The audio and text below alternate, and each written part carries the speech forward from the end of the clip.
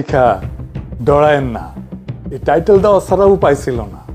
আমরা ভাবতেছি দেশের কি হবে, সবাই ভাবতেছেন না কি আসতেছে সামনে, ইলেকশন হবে কিনা, আওয়ামী লীগ আবার ফিরে আসবে কিনা, হাসিনা ফিরে আসবে কিনা, আপা ফিরবে কিনা।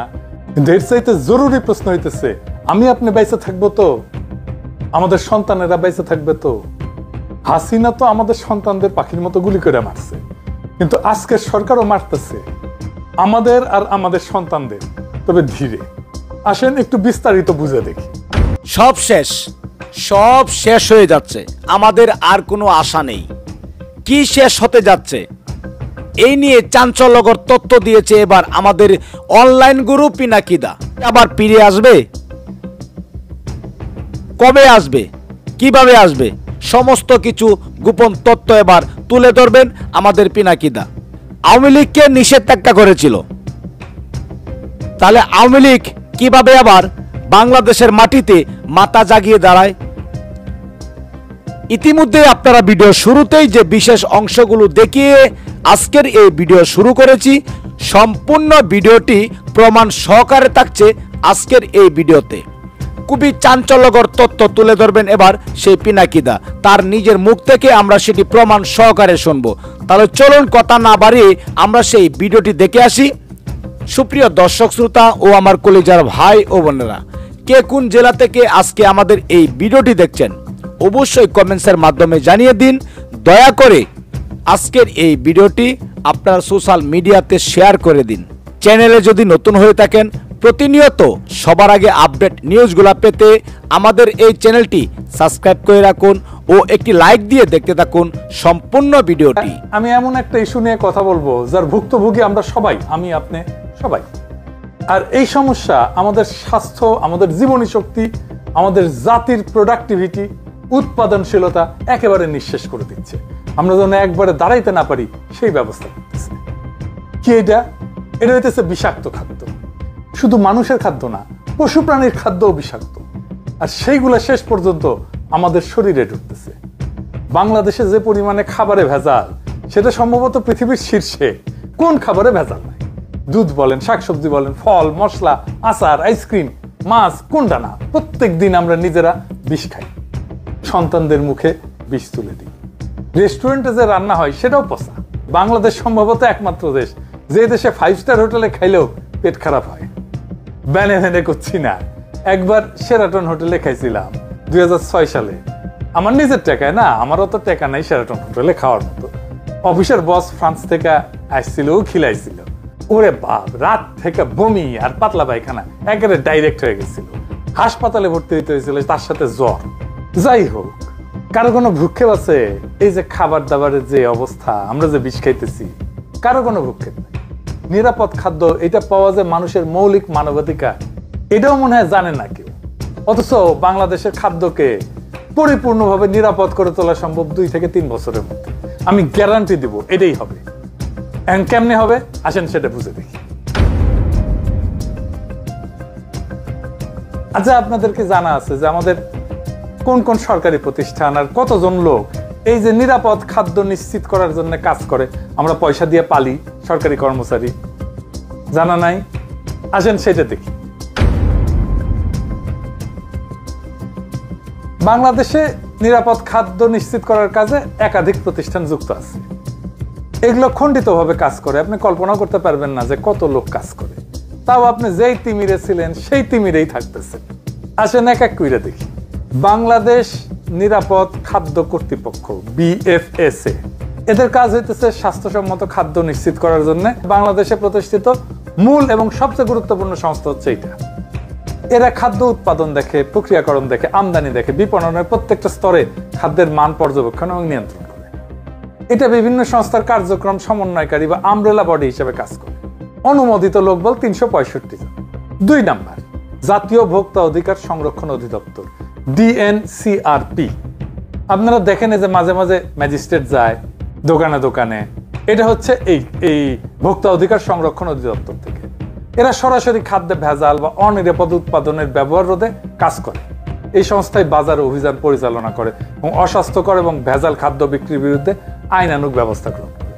ভোক্তারা যদি অভিযোগ করে তার ভিত্তিতেও তারা তদন্ত করে, জরিমানা করে। এদের লোকবল অনুমোদিত 664 জন। 3 number, Bangladesh standards and testing institution, BSTI, seal দেখেন না BSTI, এটা হইতেছে সেটা বিভিন্ন খাদ্য পণ্যের মান নির্ধারণ করে এবং সেই মান অনুযায়ী পণ্য উৎপাদন হচ্ছে কিনা সেটা নিশ্চিত করে।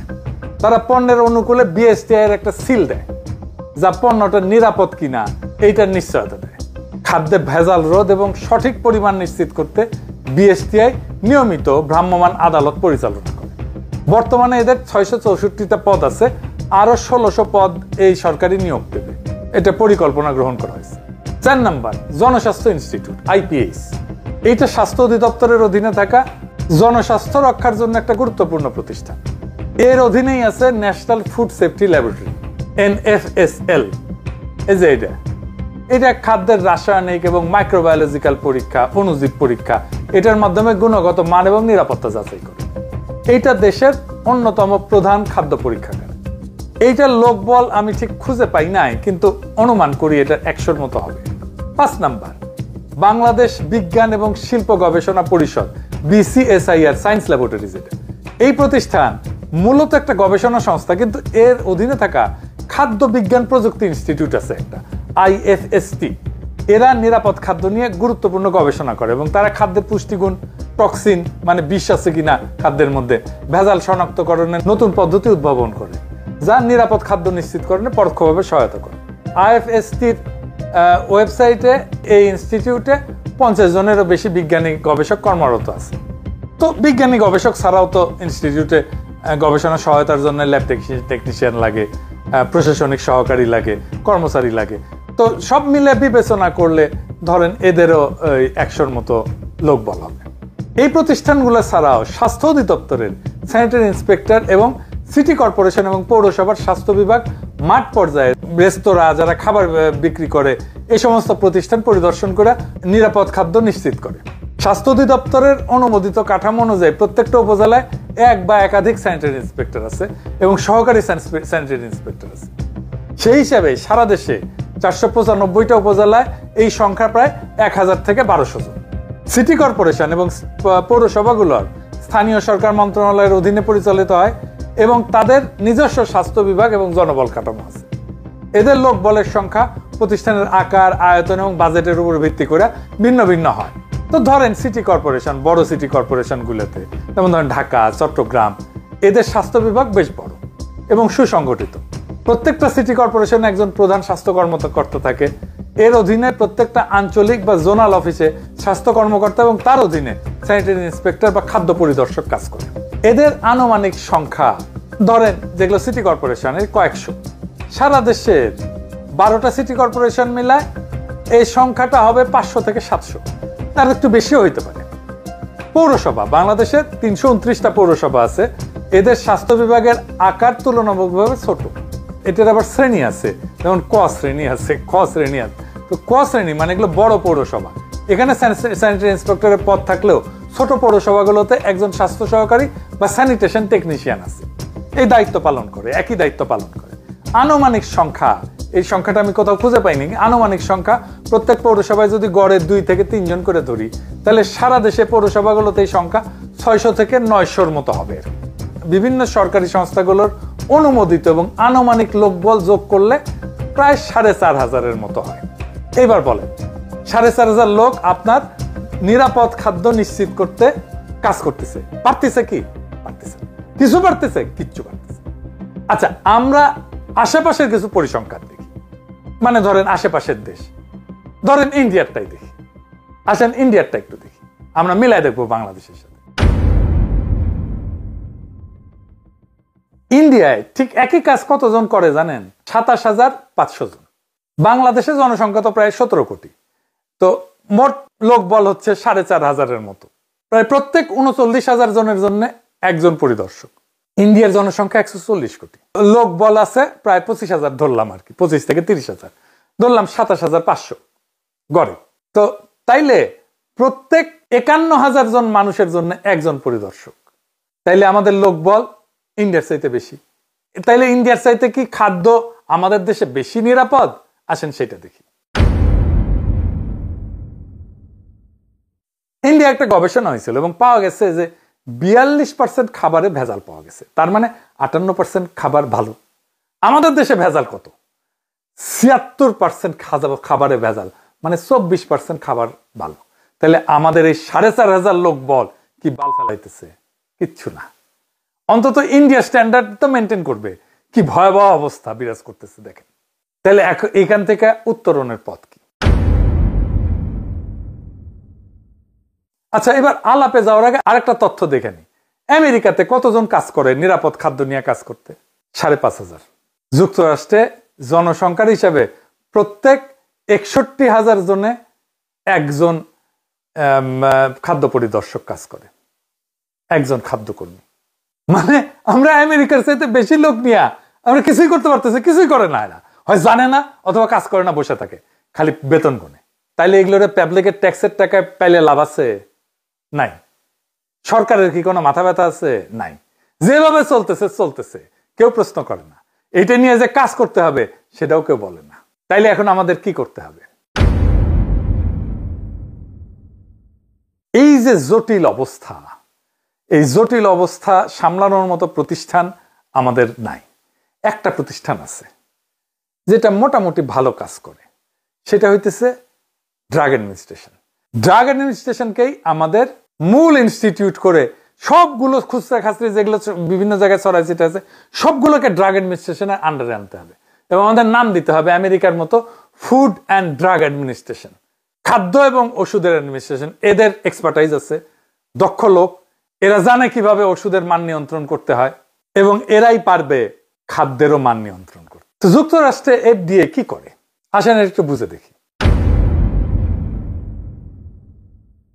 1 নাম্বার, খাদ্য নিরাপত্তা এটা নিশ্চিত করে, ওষুধ নিয়ন্ত্রণ করে, চিকিৎসা যন্ত্রপাতি মেডিকেল ডিভাইস এটা নিয়ন্ত্রণ করে, ভ্যাকসিন এবং বায়োলজিক্স আরেক ধরনের ওষুধ সেটা নিয়ন্ত্রণ করে, তামাক নিয়ন্ত্রণ করে এবং কসমেটিক্স এবং সাপ্লিমেন্টস নিয়ন্ত্রণ করে।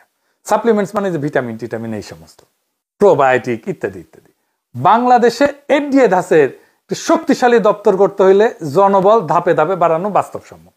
প্রথম ধাপে আমাদের যা লোক আছে সবগুলোকে একসাথে নিয়ে এসে এইটার আন্ডারে রাখতে হবে এবং ফুড অ্যান্ড ড্রাগ অ্যাডমিনিস্ট্রেশন এটা স্বাস্থ্য মন্ত্রণালয় থেকে বাইর করে নিয়ে এসে এটাকে একটা স্ট্যাটিউটরি বডি করতে হবে। এইটা থাকবে প্রাইম মিনিস্টারের কার্যালয়ের অধীনে। এইখানে আমার হিসাবে মোটামুটি 10,000 লোক বল যদি আমরা দিতে পারি, 10 থেকে 11,000, তাইলে এটা খুবই ভালো কাজ করবে, একদম আমেরিকান স্ট্যান্ডার্ডে কাজ করতে পারবে। তাইলে যে সমস্ত খণ্ডভাবে খাদ্য এবং ওষুধ নিয়ন্ত্রণে বিভিন্ন সংস্থা আছে সেটাকে একটা ছাতার নিচে আনতে হবে। প্রথম ধাপে ডিরেক্টর ড্রাগ অ্যাডমিনিস্ট্রেশন DGDA এবং BFSA যেটা নিরাপদ খাদ্য কর্তৃপক্ষ, এই দুটোকে একীভূত করতে হবে, কারণ এই দুই প্রতিষ্ঠানই যথাক্রমে ওষুধ এবং খাদ্যের মূল নিয়ন্ত্রক। এরপর ধাপে ধাপে Bangladesh standards and testing institution BSTI এর পরীক্ষাগার, তার ক্ষমতা, এর মান নির্ধারণের অংশ এটা যুক্ত করা যেতে পারে, ভোক্তা অধিকার সংরক্ষণ অধিদপ্তর এটা যুক্ত করা যেতে পারে, বাজার নজরদারির অংশটা, তাহলে মাঠ পর্যায়ের কার্যক্রম শক্তিশালী হবে। তামাক নিয়ন্ত্রণ সেল এটা স্বাস্থ্য মন্ত্রণালয় আছে এবং শিল্প ও বাণিজ্য মন্ত্রণালয় আছে। তো এইটা দুই জায়গা থেকে আলাদা করে এই FDA এর আন্ডারে দিতে হবে। আর কসমেটিক্স, আমি জানি না কসমেটিক্স কেউ দেখে কিনা, কসমেটিক্স এবং সাপ্লিমেন্টস নিয়ন্ত্রণের জন্য DGDA এবং BSTI থেকে নতুন দপ্তরে স্থানান্তর করলে পুরা খাত একটা ছাতার নিচে চলে আসবে। এইভাবে ধাপে ধাপে আগাইলে বিচ্ছিন্ন সংস্থাগুলো একীভূত হয়ে একটা পূর্ণাঙ্গ food and drug administration of Bangladesh গড়ে উঠবে। আমি আগেই বলছি যে পুরা দপ্তর সাজাইতে 10 থেকে 11,000 লোক লাগবে যদি আমরা এটা আমেরিকান স্ট্যান্ডার্ডে চাই। আমাদের হাতে আছে 4,500 লোক, তামাক নিয়ন্ত্রণের সাথে যুক্ত আছে প্রায় 1,000-এর মতো, তার মানে 5,500 হইল। আর ড্রাগ অ্যাডমিনিস্ট্রেশনে প্রায় 1100 লোক আছে, তার মানে